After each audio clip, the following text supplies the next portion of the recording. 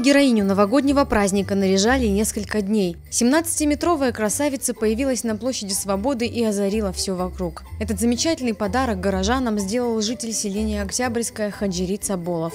Ровно 40 лет назад вместе со своей женой он посадил ель во дворе своего дома.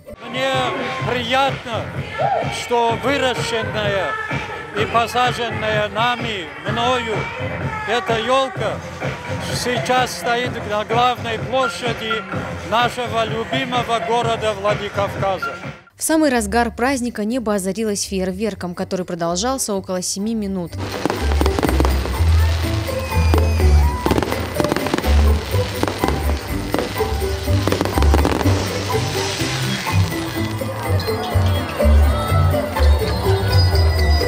Кто-то из детей на таком празднике впервые. Их развлекает Дед Мороз и Снегурочка. Помимо зеленой красавицы на площади масса развлечений для детворы. Аттракционы и карусели, катание на машинках и лошадях. Желаю жителям своего города счастья, в новом году новых встреч, знакомств.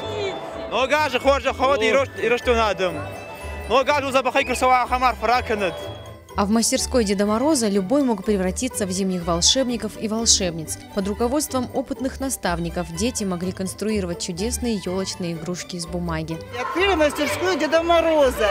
И детки делают наши прекрасные красивые вещи. В общем-то, мы делаем снеговиков, делаем открыточки, делаем снежинки. Очень нравится детям работать руками.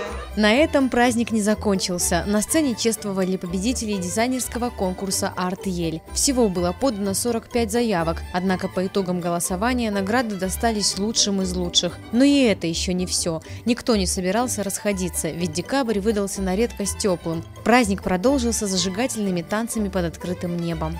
С Новым годом, Владикавказ! Ура! С Новым годом!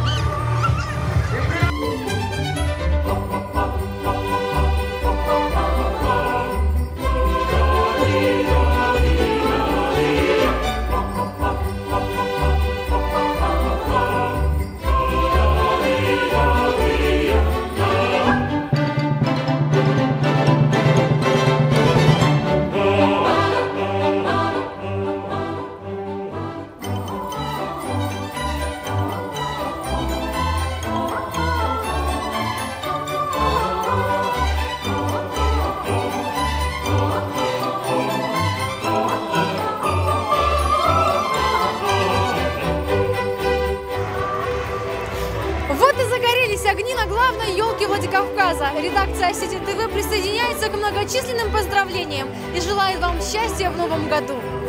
Залина Гугурова, Заур Цеов, Осетия ТВ.